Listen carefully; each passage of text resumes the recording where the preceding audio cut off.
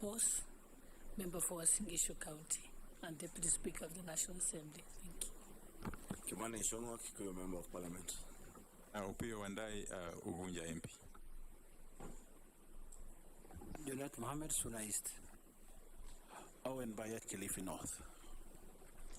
Robert Mbui, Kadhiani. Rehab Mukami, County MP Nyeri. Ferdinand Wanyonyi, Member of Parliament,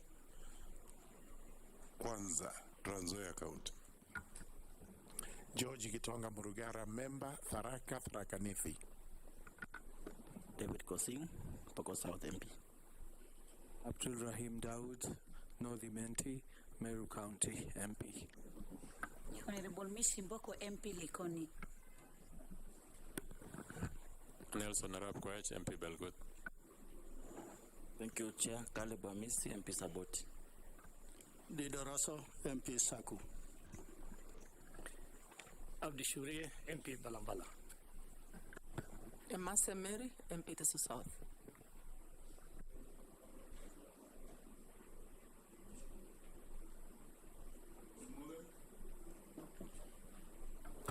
Stephen Mule, MP Matungulu. Naisula Lesuda, MP Samburu West. We also have our secretariat led by our clerk to the National Assembly. Thank you, Mr. Speaker. My name is Sarah Kyoko, the acting clerk of the National Assembly, and I'm accompanied by the Deputy Director, Legal Services, Mr. Michael Karuru, and other staff who are assisting the committee. Thank you. Thank you, Honorable Alice OOME. Our next step is to get from you your documents as indicated in the invitation letter. If you have them as a bundle, you'll give to the clerk after I mention them. They'll check your copies that you leave with us against your originals, which you may be at liberty to take back after the meeting. You have your compliance with tax obligations from KRA? Yes. You do? Yes, I do. Use the microphone, please. I do. Clearance with the Higher Education Loans Board? Yes, I do, Chair. Clearance with the Ethics and Anti-Corruption Commission? Yes, I do. Certificate of Good Conduct? I have one. From the DCI? Yes, I have one. Very good. Your national ID? I do have the original with me. Your academic certificates? Yes, they are there, Chair. Okay, that gracious lady will have them and compare your copies with the originals. Where there's a deficiency, you report here and we'll advise you.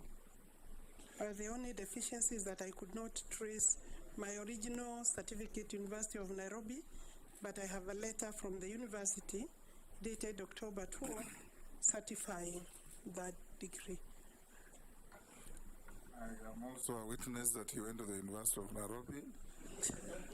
Thank you are Chair. 2 years behind me. Yes, I thought it was 1 year. 1 year behind me. Or thereabout. And you duly graduated and practiced law with me in the corridors of the High Court.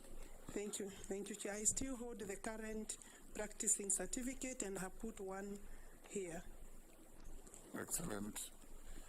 I don't think any member has any issue with that. The next question to you, Honorable Alice.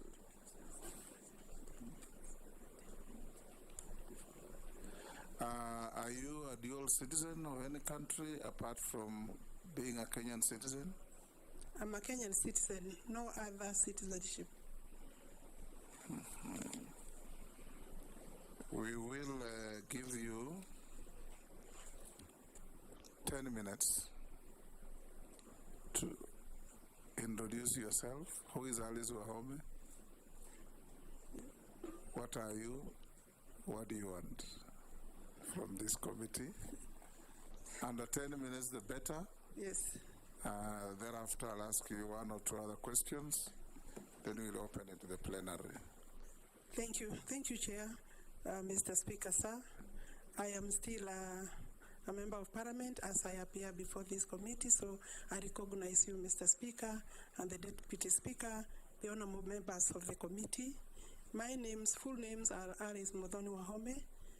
I am the daughter of a peasant, small-scale coffee farmer.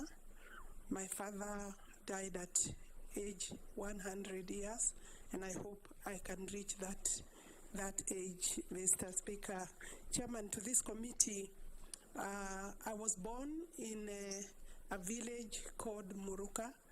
I went to primary school just next door my home, which was a kilometer away, Karumu Primary School, with other boys and girls in the village. I walked to school. I came back to school, went without lunch when there was no lunch, and I finished my primary school there. And I joined Siakago Girls for my O-levels. We did O-levels, Form 1 to Form 4. I finished in 1974, and then joined, I finished in 1977, and joined A-levels for 2 years, Bishop Gatimu Girls. It is from there, Gadu Girls, that I was called to Nairobi University as a law student. And I did my 3 years.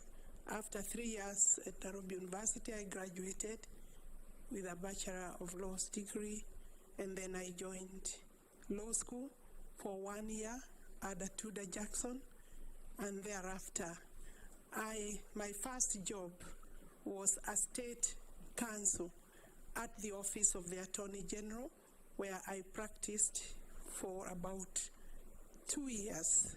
I left and joined Makecha and Company, the late Makecha and Company. From there, Mr. Chairman, I set up AM Wahome and Company Advocates. After finishing, I think I did work for until 2014, when I was joined by my daughter, who is a lawyer, as a partner. And I believe she's in this room, so that we formed Wahome and Akendi, where if I am approved by this committee, I'll be resigning. I have held my practicing certificate from 1985 to date. It's still valid for practice, but I'm acutely aware that if I'm approved, I will not be able to practice. It is I would like to say something about my young age. I have worked like any other village girl. I have milked. I know how to milk. I know how to cut grass. I have cooked for my brothers, as was expected, even though some of them were older than me. I didn't understand why, but I know I did those jobs. I have followed my mother to the garden, to the shamba, up and down, and she was one of my driving forces or factors, because she was a hard worker. My father was a polygamous man. We are 48 siblings in my home, and very hard-working man. Something I don't wish most men or many men to do, but and especially with the current economic times, I know that it is really a situation that I looked forward to actually making an improvement in my life. In terms of my upbringing, I could say within the village, I was one of the few privileged girls, because my mother was very keen to ensure that I go to school. My father educated all of us through his coffee farm, about 9 acres of coffee. I was determined from that age to make a difference as a girl. I looked forward to leaving the village and joining other working people. And as I sit here looking forward for approval, and I hope that I will be approved, I would want to encourage other girls from the village going to school even without shoes today, maybe no water in their homes, no running tap, no food sometimes, but that there is a hope and there is a future, and they can be able to work and reach higher heights than what is their situation. I think, Chairman, I'm saying that I'd also want to let women know that there are many opportunities. If women understood, despite the barriers, patriarchal barriers, cultural barriers, economic barriers, society barriers, that there is still a lot of opportunities unexploited, and I am looking forward to exploit the current opportunity if I am approved. Chairman, at this stage, allow me to say thank you to His Excellency the President for finding it fit. It's really one opportunity in a lifetime for a woman who has come from where I have come from. I say that because the vulnerabilities of a growing girl, the vulnerabilities are very huge. Escaping pregnancy at primary level, escaping pregnancy and other hazards that face even boys and girls to reach this University of Nairobi at that time and still today was the university is not a mean achievement, and I know that it is our pride to see more women and girls achieve even at university level. I know, Mr. Chairman, that I actually have a husband. I married while at the university. I think I was a bit too fast. And I'm grateful because the man, the father of my children, is still my husband today, which is also not a very small achievement. And especially it's a major deal to be able to live with a husband, the same man, for I think now 39 years. I still love my family. I have 4 adult children, 2 lawyers. One is almost finishing his law school. The other one is my partner. I have a doctor in the family, and I have a media personality in the family. Of course, they are all adults with their own families.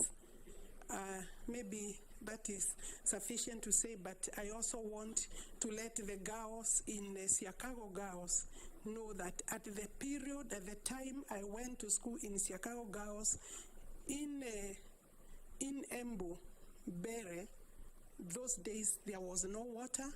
We had to go to fetch water in the streams. And I know that today the life there may be different, but I hope to be able to visit them if I'm approved as the Minister for Water, to find out whether they have running water in the bathrooms, because we did not have running water. We used to fetch water in our karais, and then we would wash outside, and the sisters would, of course, during darkness, we would ensure that you wake up very early, because the bathrooms were also not enough. It was a hard life, but it was good. In terms of the village life, we must be able to ensure that our schools have the adequate facilities. I think maybe that is enough. I, of course, have been elected twice. The 3rd time this particular term. Very grateful to the people of Tandara. It is also a very unique achievement for a woman in a patriarchal society to be elected as a member of parliament for 3 terms. There are mixed feelings for Kandara people. I want to confirm to them I will not be very far away, despite maybe the duties that I may get away from the constituency.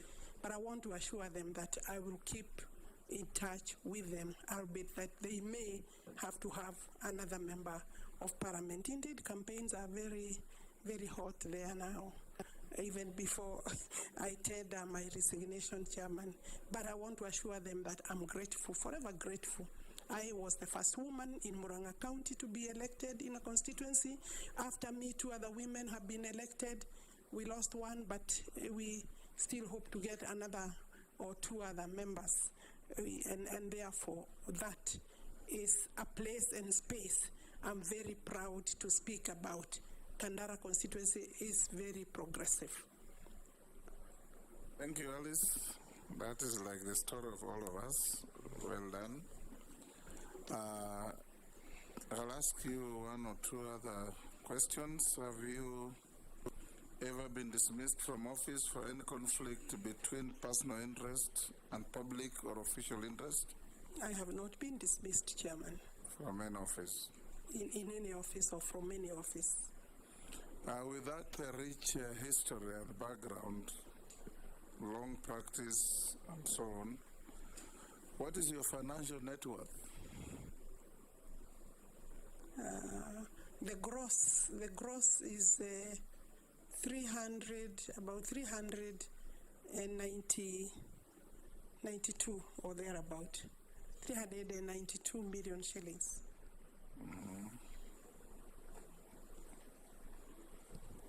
And what are your current and anticipated sources of income?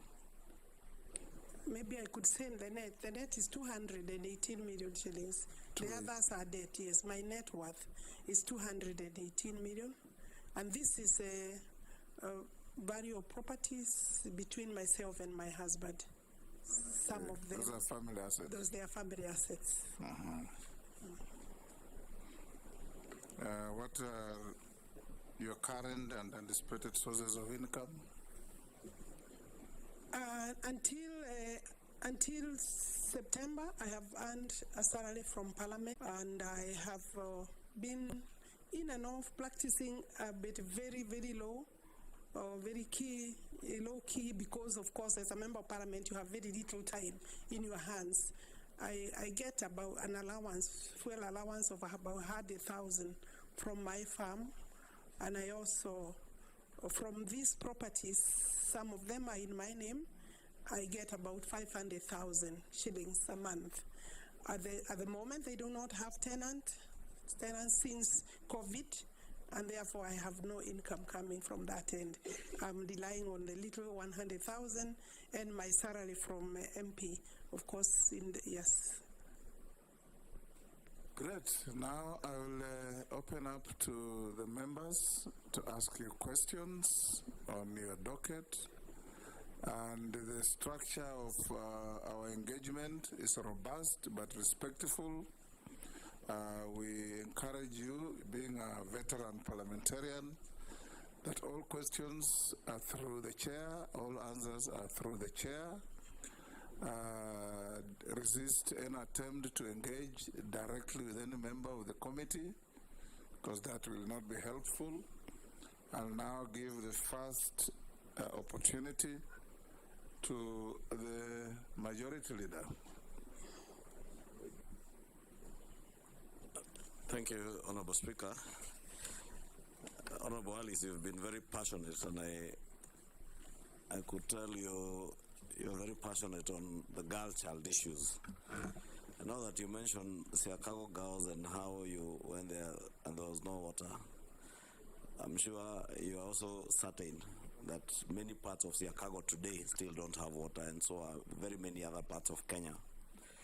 His Excellency the President, in his address to the nation, to Parliament, did indicate that there are plans by the ministry, and I know you are here to report to the ministry, but I would really want to hear your thoughts on the question of the water purchase agreement under the PPP model. And being a lawyer, I'm certain you would be able to interrogate such agreements. But of concern to me would be the cost. Because as you have said, water is critical, water is life.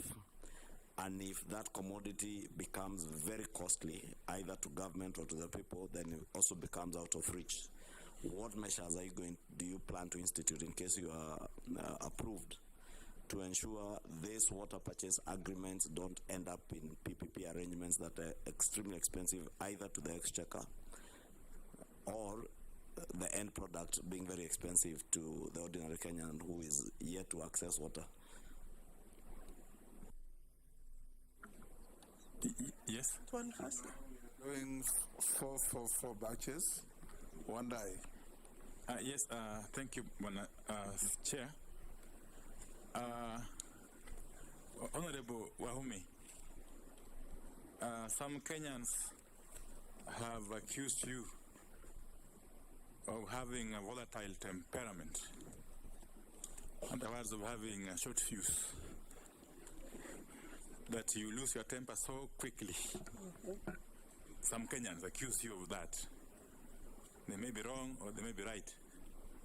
A case in point is the issue of 27th October 2017, when you were captured on camera, roughing up and assaulting an IBC official by the name Martin Malonza over some disagreement on the filling of some forms, election forms, at Ngararia Girls High School in Kandara. I'm sure you'll recall that incident. From where you sit, how would you take this act, considering the requirements, the stringent requirements of Chapter 6 of the Constitution, and especially Article 73, Sub-Article 1, which provides that authority assigned to a state officer, and by then you are a state officer, because you are an MP. That authority assigned to a state officer is a public trust to be exercised in a manner that, among other things, demonstrates respect for the people and brings honor to the nation and dignity to the office. 2, there is a matter, that is the succession course number 527 of 1981, if you may remember, where Ms. Alice Mudoni Wahome, I'm not sure if it is you, will confirm, together with other 3 advocates, were accused of misappropriating Kenya shillings 284 million, money that came from the estate of Mbiu Koinange. And this is captured in a judgment that was delivered by Justice Agri Muchelule, then judge of the High Court, on the 7th May 2020. What do you have to say about this matter? And how does it place you within the context of the Constitution of Kenya 2010, and particularly Chapter 6 of the Constitution, as you plead with us to approve your nomination to this very high office? Thank you. I'll give to the Deputy Speaker. Again, Honorable Wahome, congratulations. As a woman, I'm immensely proud of your getting this far. As you know, say the same to any man. Yes. With a light touch. She has not said the same to any man. Yeah. It's called positive discrimination. As you, I see that part of your docket will deal with the sanitation. And as you know, 73% of the plastic waste generated in Kenya remains uncollected and unrecycled, which is something that can produce energy for the cities around Nairobi. How do you plan to make a change to this tide and ensure that recycling and proper sanitation does, in fact, become a thing of the order of the day? Thank you. Yes, Junet. Thank you, Mr. Speaker.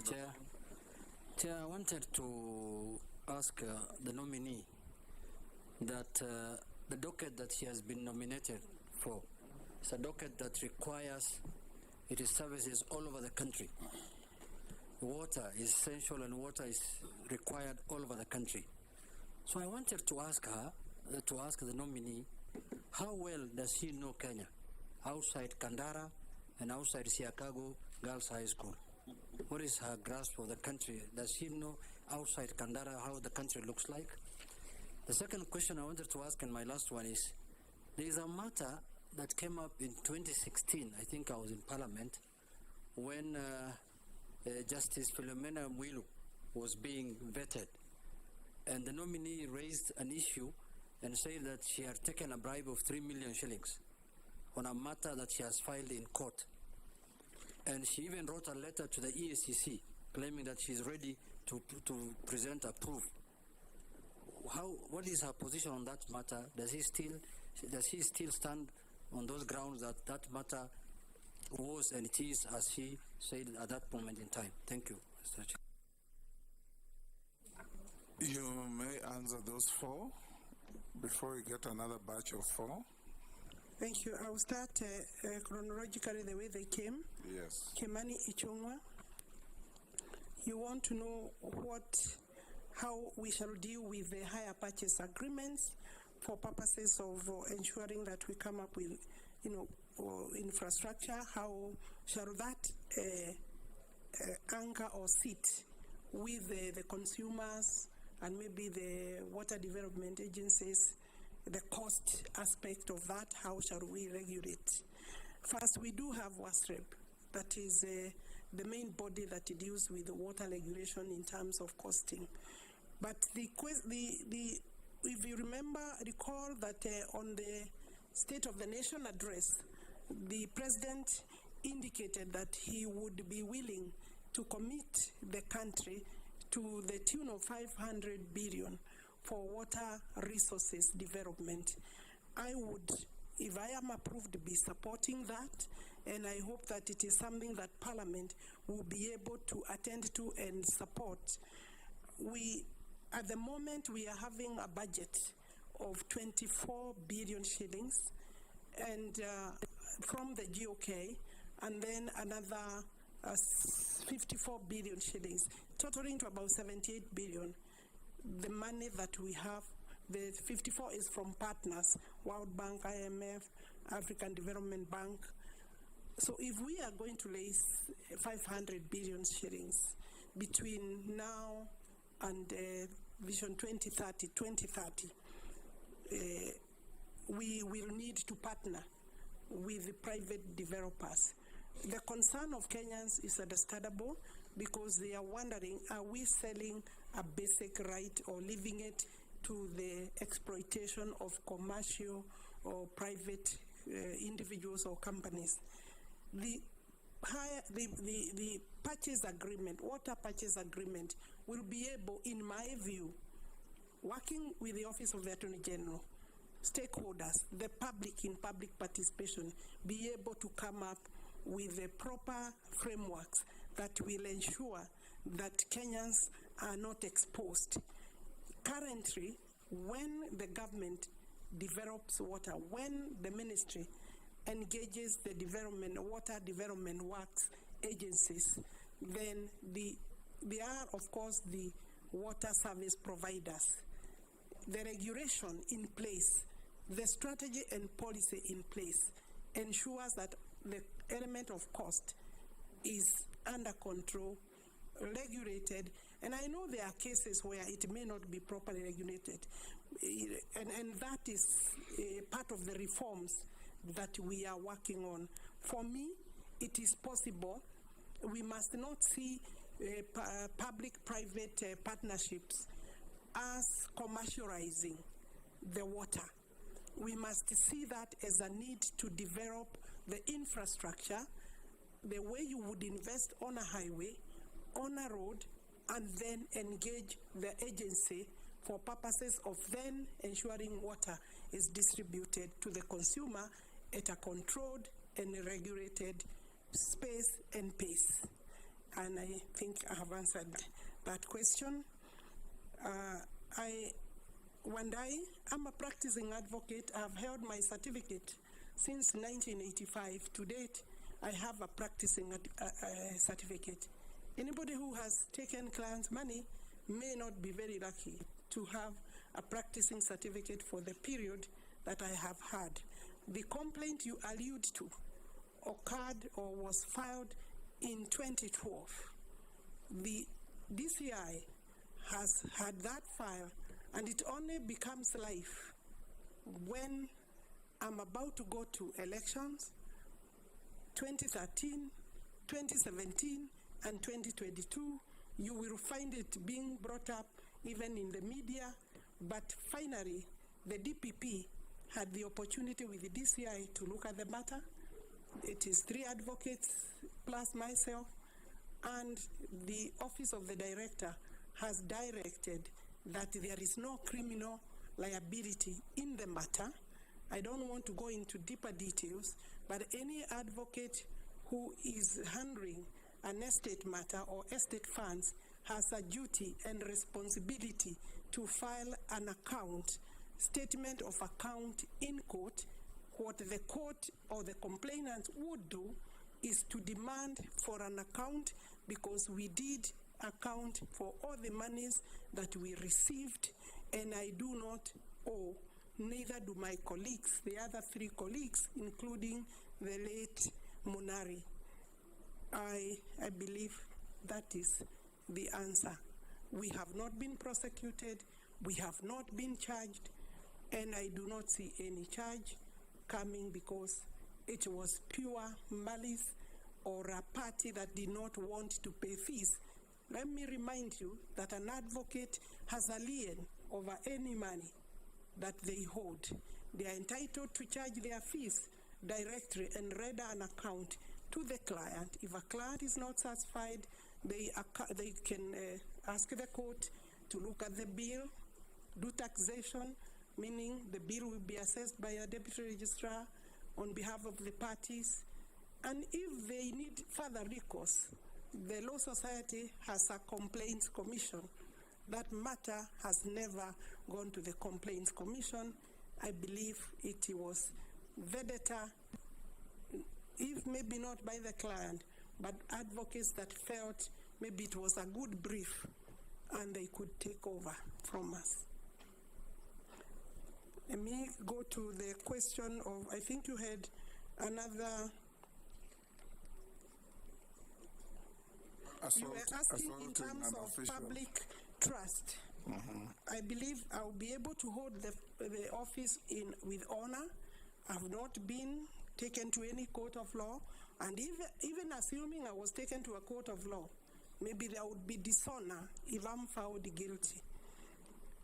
Assault, allegations of assault in the 2017 elections, I want to say that that matter was also investigated. No return was made in terms of any charges. I have not been charged. There was an altercation. I do not recall. You would not say what happened was assault against the returning officer. We had a tussle. It's regrettable, I would say so, but we had a tussle. The background of that was an issue of accounting in terms of votes given wrongly, posted wrongly. We had a returning officer who did not want to answer. It did not need to end where it ended. And that is something I'm sure even myself, we regret. We could have solved it a little better and tidier.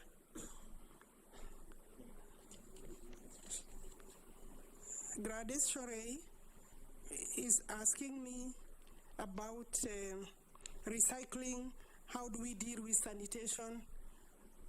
These are matters that, the ministry is involved with the development of water, resources, sanitation, and irrigation. In terms of sanitation, per year, we are funding all necessary projects to the tune of only about, including donor money, about 31 billion shillings. The money is not enough to do what we would want to do. This is an area that has recently, because of the need to improve the environment, has received a lot of interest, and I believe partners will come in to assist, while the government must also commit more funding, and Parliament is a key player in that. I think it is an area that we would work for. We do have a strategy in place and policy. So what is remaining is just to implement and move forward. I am reminded that the president has said he would want to take up the cleaning of the Nairobi River in a very serious manner as soon as possible as part of ensuring that our sanitation is sorted. Junet Mohammed, Mheshimiwa Junet Mohammed, you are asking whether, other than Kandara, I know any other part of the country.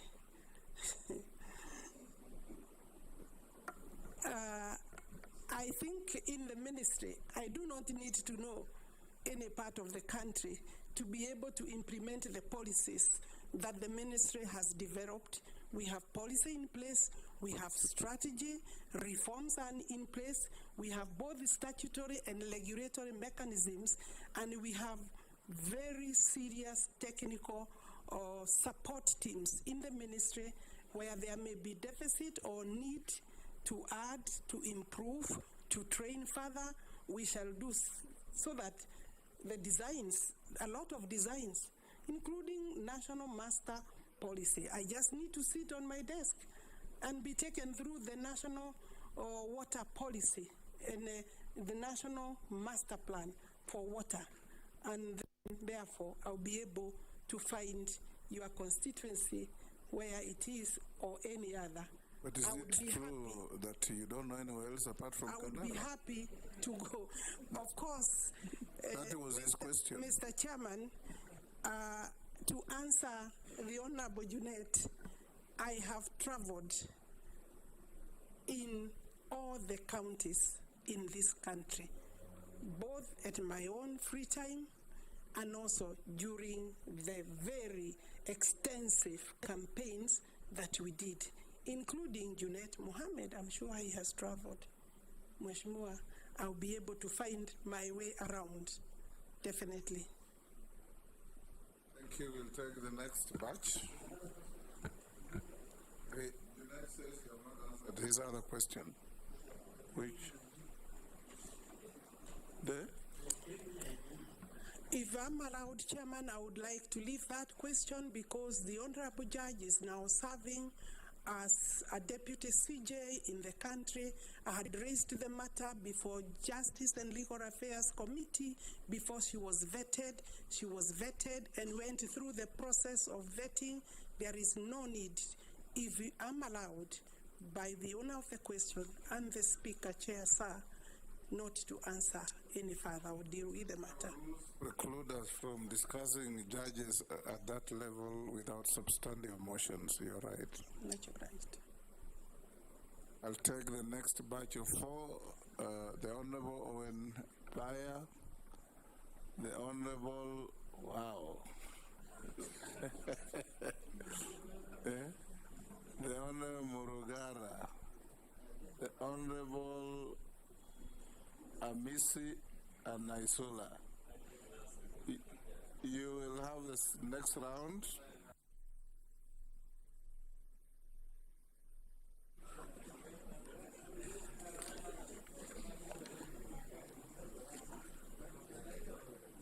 Can I start, Speaker? All right, thank you, Honorable Speaker.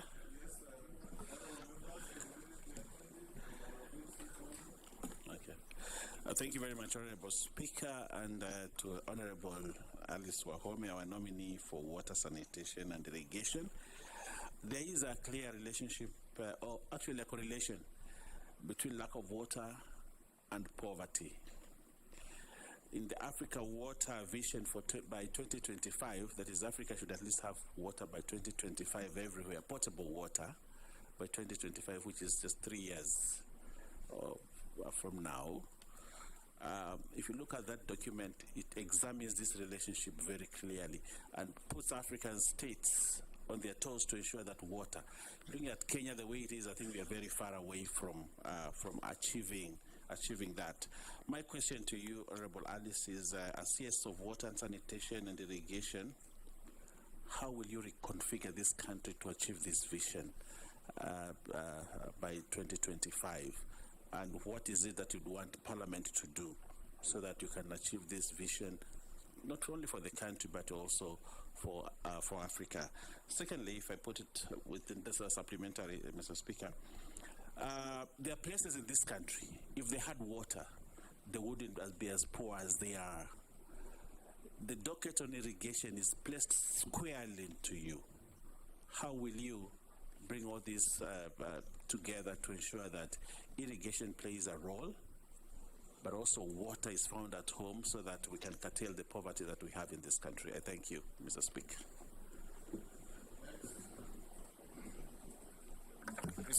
Thank you, Chair.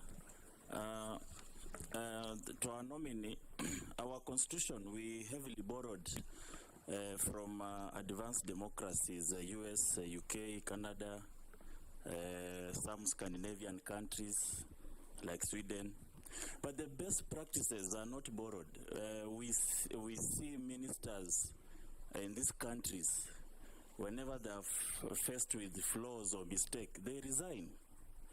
But in the history of our country, we've seen ministers saying that some of them that may be known to you, that they rather die than resign. We get a lot of challenges during our working, especially these high-profile positions. There is a lot of pressure, and somebody accused you of being temperamental. Are we going to see a change that whenever there is a flaw to you, maybe in the course of your work, the pressure increases higher than normal, and your hand moves closer to somebody at a speed faster than lightning? Are you going to resign?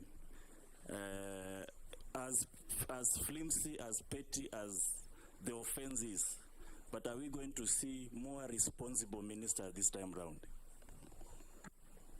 Next, Morugara. Thank you, Mr. Chairman. Mr. Chairman, this is to the nominee. Water is everything. In fact, they say water is life. And especially to poor rural folks in the poor areas of the country, the arid and semi-arid areas, which include my constituency, Tharaka Nithi County, the eastern region, Ukambani, the northeastern region and the northern parts of Kenya. We are now experiencing a drought. There is a hue and a cry in the country, not just on the part of food, but on the part of water, such that it has become a way of life that every 3-4 years there is a drought, and the cycle is repeated whereby we have no food, our livestock die, and the rivers that traverse those areas actually dry up. My question is, as a measure of extreme urgency, dharura, what plans do you have to ensure that this problem in the rural areas, in the dry areas, semi-arid areas of the country, this problem is ameliorated such that it is not going to be a cycle. It may be a one-off, but not a cycle that is repeated every 3-4 years to the detriment of the citizens who live in those areas. Thank you, Chair. To Honorable Alice, and I would really advise and recommend that you really visit every part of this country when you're in that docket, so that you can actually feel the whole issue of water and how some parts of this country, people are really suffering. And so I do empathize with Kenyans in various parts of the country that have not had a drop of rain for 2 years now, and there has been no water for domestic and animal use. The case of human suffering is in the increase, while loss of livelihood continue to characterize life in the arid and semi-arid areas. And this is a matter of now, urgent. What urgent interventions and reforms will you put in place as a cushion to the devastating drought situation to see to it that households and school-going children have water? Excellent. Next. Who was the? Oh, we've done the 4. Yes, Alice. You can answer those 4. Then we take another batch. The first question was regarding my temperament, whether I will resign, or maybe he means whether I will fight with people I'm not happy with in terms of the way they are working.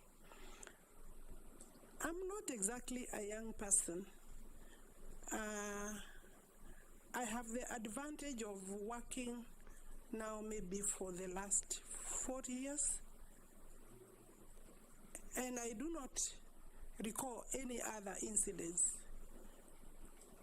You will also maybe want to know, and I want to put it on record that I have been a politician for 20 years. Although I have served 2 terms and this now 3rd term, and I have not been involved in any other fight, altercation, except this that you seem to pick, honorable members. And I'm sure there are cases that can be very bad. I do not think I am a violent person. I am able to manage my tempers. Honorable Chairperson, Chair, Honorable Chair, I'm able to manage my tempers. Yes. The David speak.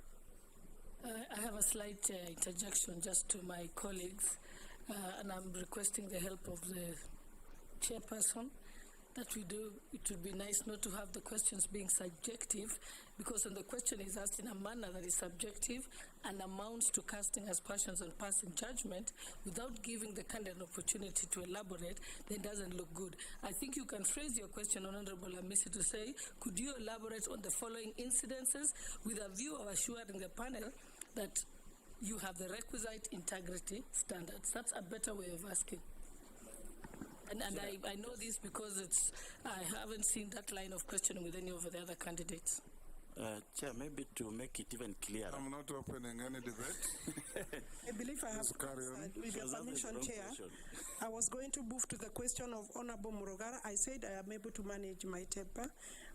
Honorable Murugara wants to know. I'll come to your question, Honorable Baya. Honorable Murugara is asking a question related to climate change. The question of climate change is a big subject, locally and internationally. It is true we have water, seasons of water, periods of a lot of rainwater, and the next time, maybe after 5 years, drought, serious drought or moderate drought. Indeed, when I was going through notes and seeking information in this area, I was made to understand that every 30 years or so, we normally get very severe drought, then followed by El Nino type of floods. It means we have not been able to learn properly. We have not put in place measures before that will deal with the water harvesting question. I have gone through the documents. We do have now Irrigation Act. We have water conservation regulations, and regulatory mechanisms are in place. There is a lot of effort and research that has been put in place on how we can conserve rainwater, including coming up with, I think they call them dry valley dams, which means they will draw water from the rains. And indeed, when you walk, for example, when you go to water from Makueni, going those 2 valleys there, you can see big valleys that would be able to hold a lot of water. We have seen serious devastating floods in most of the eastern provinces, regions, the counties like the ones Mheshimiwa Resuda is referring to, her county, but that water after 3 months is not there. The ministry intends to partner with Parliament, provide funding with other partners, including private partners. I will go back to that question. Dams is a big solution. Development of dams, infrastructure is a big solution to the question of water, because dams can be able to hold rainwater, water flows from floods, and I have looked and seen that we have a long list of dams that are either 50% complete. A few have ran into problems because of either the contractors have ran into serious financial issues, but majority of dams are kind of halfway. I'm told that we need this, the whole of this, the master plans, the research, the designs are there.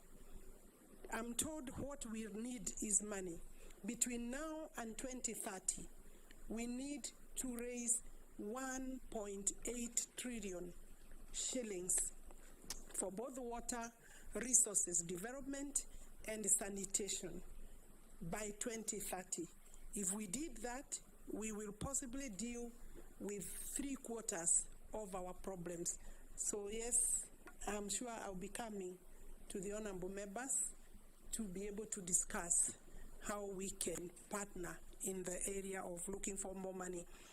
Honorable Baya is asking how, the question of hunger, poverty is related to no water, no agriculture, no growing food, no production. I agree with you. The docket of irrigation has received serious attention. I can assure you that. And I think sometimes there is a lot of politics around irrigation. If you look at the irrigation schemes that are there, and I'm sure your region is one of those. The Gurana irrigation scheme, is about 95%. 5,000 acres of irrigation is now more or less complete. Remaining another 5,000. The total is 10,000. And you remember the beginning was really visited with a lot of politics, but now it's underway to completion. So I want to think that for food security, to be able to be water secure, have food security, we need to irrigate. Again, we need to irrigate about 3.5 million acres.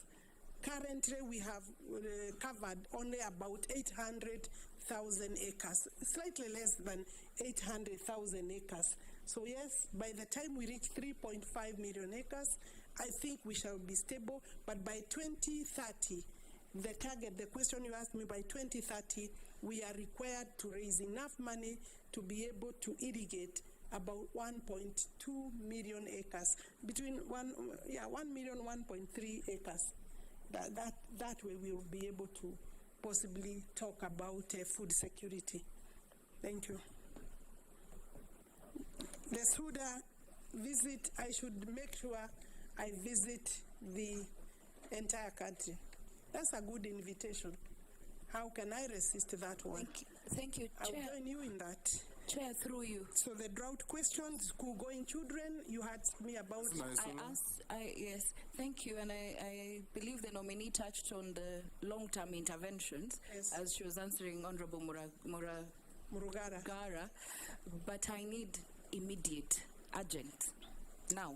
The boreholes, the small ponds, the smaller dams, other than the mega dams, collecting rainwater, ensuring that we are able to, some areas in fact, we even use dozer system, which is a very short-term and expensive mechanism.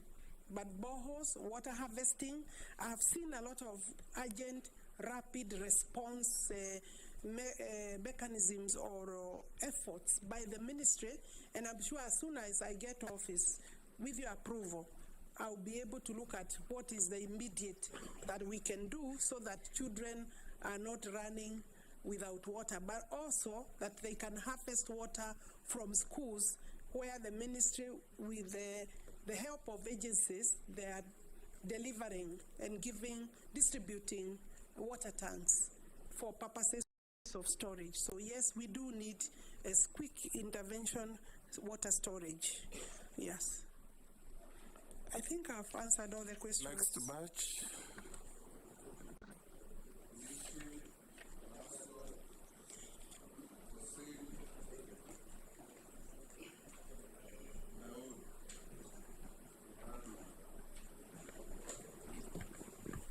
Thank you, Chair.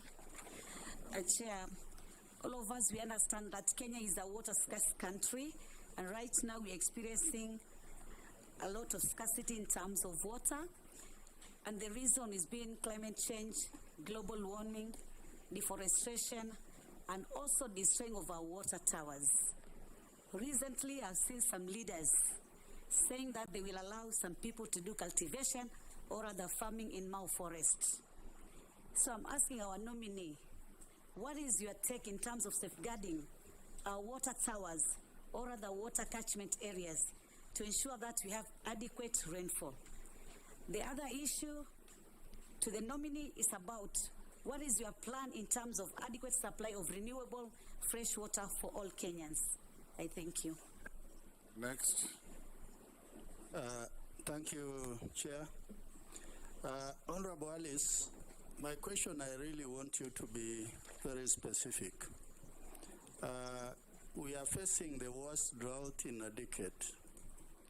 Currently, schools are being closed because there is not even water to cook food for the pupils or the students. And the rains maybe is unforeseen. The short rains might fail. So what we are asking is, as a stopgap of immediate attention, what is the ministry doing? We know you have not sat on that seat yet, but you should be able to get the information and give us feedback to that effect. On the same, your predecessor was also a lady. She was not seeing eye to eye with members of parliament. And yet water is life. And water is life. We represent the people. We're actually the actual representatives of the people of Kenya. So how are you likely now to work with Parliament and members of Parliament? Thank you, Chair. Thank you, Speaker and Chair of this committee. Number one, Speaker, is I didn't feel that the nominee answered the question by Honorable Ichung'wa properly. That was also my question in terms of water purchase agreement with the President. As of now, it's a policy. Maybe the nominee has not maybe acquitted herself with that policy and how it's going to happen. Maybe she would have said like that. It's a very fundamental policy, Speaker. I didn't get that very well from the nominee. But my question is, water is a default function. I want to hear from the nominee. What is it still doing, that function of water in national government? Is it that the county government cannot do those mega dams? Or is it that we cannot be able to give them the money? What is it that is amiss in our structure of devolved functions, Honorable Speaker, that national government is still insisting that, okay, maybe you people are small brothers, you cannot be able to do these mega projects we can be able to do as government. What is it that is missing? Finally, Speaker. One question. No. Finally, Speaker. Yes. It's not a question, but it's maybe a reminder that the nominee, if approved by this House, I want her to pay attention on the mega stall projects, Honorable Chair, particularly in West Pokot. There is one dam in history of Pokot Nation, one, Honorable Speaker, that has never been done since God created the world. It's called Murun. You know that, Speaker. You know that's your home. We passed there. One since God created the world. It's about 60% complete. I hope the nominee, if she gets this one, takes that as number one, because that's the only one, Chair, since God created the world. There's no other dam that has been done in West Pokot. Thank you, Chair. This is a reminder only. Thank you. Thank you, Chair. Mr. Speaker, I want to ask the nominee for water. We have a river which comes from Mount Kenya, going through Meru, going to Tharaka, and it is a major source of water for Mount Kenya East. And Mr. Speaker, through you, I would want to ask if the nominee goes through, because there are people who are irrigating with that water, and it's not just in Meru, in all the rivers in the country, They're doing hydroelectric plants, irrigating and everything, and people downstream cannot get the water. Mr. Speaker, I would want to ask the nominee, once she gets into office, if the House approves, what is she going to do with those areas? Because Meru is not known to be arid or semi-arid, but right now, people are dying in Meru. Mr. Speaker, again, we hear about dams in each and every county. For the last 10 years, Mount Kenya East, we have talked about a dam, Kanju Dam, which was supposed to be done in Mount Kenya, which would go to Meru County together with the Rakanidi County. Mr. Speaker, we hear there are dams everywhere, but we are wondering, is the Rakanidi and Meru not in Kenya? That we do not get those dams, and we hear the other day we had in Kirinyaga 20 billion, we hear Aurora and Kimwarer 50, 60 billion. Now we are wondering, where do we stand? So we would want to ask our nominee that if you are nominated to that office, you do a fair distribution of dams in all over the country and not just in a few areas. Thank you. Answer, as you do so, I don't want us to repeat ourselves. The Honorable Posting asked you Ichungwa's question, and in my estimation, you had adequately answered it. You said you'll have public participation, you will have a look at each case in its own merit, and you'll consult the Attorney General to come up with proper, acceptable legal documents for the water purchase agreements. So you don't need to repeat it so that you answer other questions. You can answer him on Murunyi Dam and others. Kopsing, and maybe I could then start with that so that I finish. Thank you, Mr. Speaker, even Chairman, for helping me out on that one.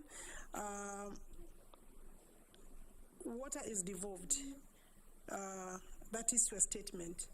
What the national government is doing is water resource development infrastructure and managing that infrastructure so that by the time the counties are given water, then they are able themselves to distribute. They still have a big role. I guess it is not possible for the national government to deliver on a delivery of water access to water to everybody without involving of the counties.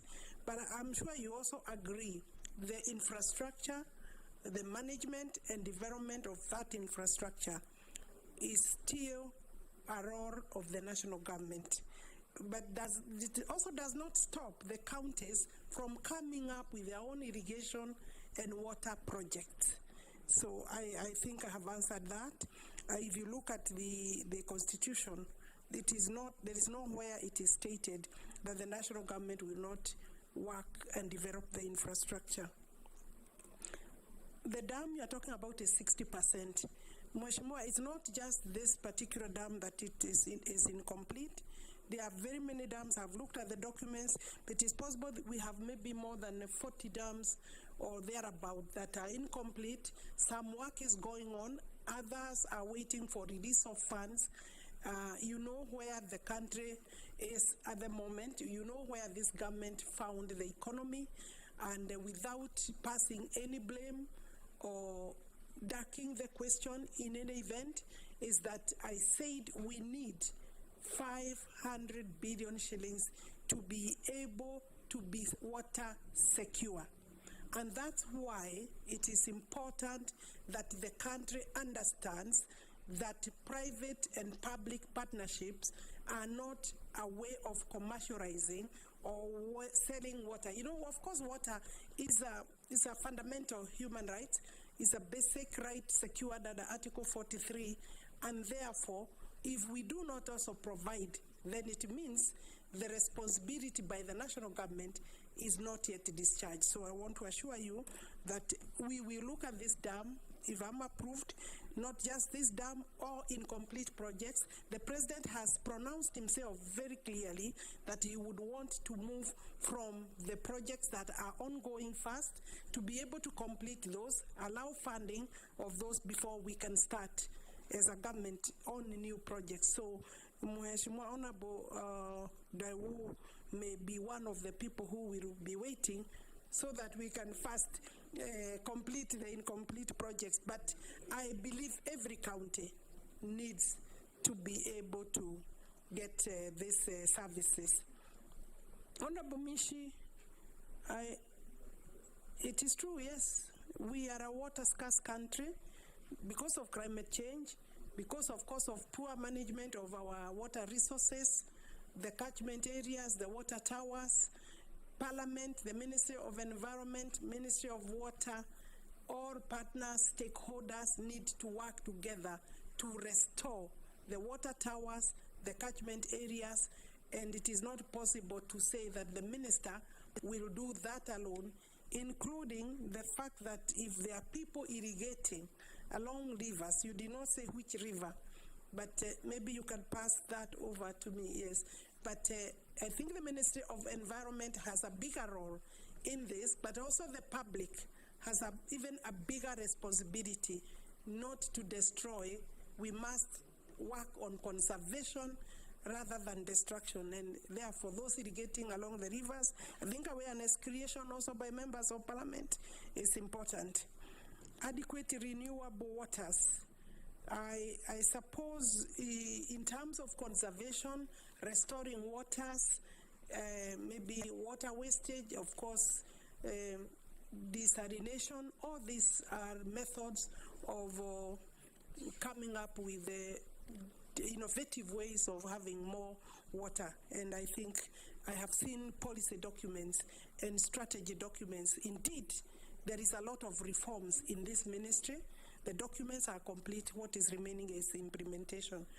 Honorable Russell, I will take the speaker's, the chairman's advice that I may have addressed this question, because I said there are stopgap measures like delivering storage tanks, quick boreholes, small domestic ponds, or community ponds will be able to answer some of those questions. And they are under the rapid response programs. And there are those particular programs that are funded to respond to the situation as it is. I believe, Chairman, I was told about predecessor, Sisri Karaoke. How will I work or partner with members of Parliament? Will I be accessible? Yes, I will be accessible. I'm a member of Parliament. I believe I may have a better understanding of the demands and the pressure on members of Parliament. I may not have an answer for you even when you visit, but I may be able to hear you. Thank you. Last batch, Ferdinand Emase Mole. And sorry, you are slightly behind me. Yes, in fact, let me start with you. Coach Ferdinand Emase Mole. Okay, thank you, Mr. Chairman. Mine is slightly different. The plan, there's a plan to irrigate 1 million acres of land by the Kenya Kwanza administration, and looking at the dams that were somehow midway stopped from construction, I think because of, in my view, toxic politics of the time, Kimorer, Aror, Bosto, Londiani, Korosoin, amongst the few. Do you have plans to restart the dams again? And if yes, will we still have value for money, considering that some of these financiers have continued to pile interest on the loans within the time that they had been stopped? Thank you. Ferdinand. Mr. Chairman, I think I want to ask Alice a very controversial issue. This is where we went wrong. Irrigation is supposed to be in agriculture. Somehow it was moved to water and the blue economy. We have projects like Kalana and Kulalu, which actually is irrigation for the farms there. But somehow, irrigation and how to move to water. As far as I'm concerned, irrigation is supposed to irrigate crops in agriculture.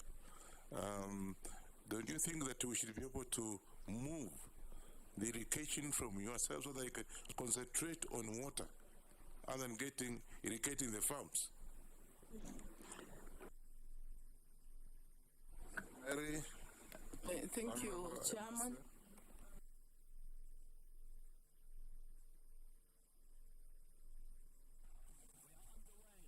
AJ ni Wero TV.